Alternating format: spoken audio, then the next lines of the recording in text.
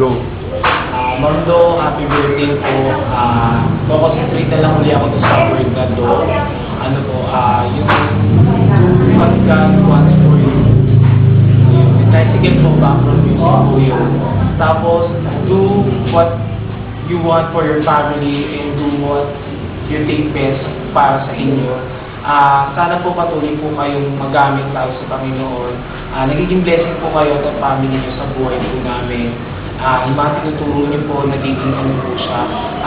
Nagiging guide po namin para po sa mga nakakaarap sa araw-araw, sa trabaho, sa family, maging din po sa iba't ibang situation natin. Nagiging instrument kayo, Ma'am Do, para din sa mga ganun. Sana po patuloy din po kayo maging malakas yung ideal sa buhay, yung mga gusto niyo pa po ma-achieve sa career niyo. Pagpatuloy niyo pa rin po yun. Happy birthday po and God bless.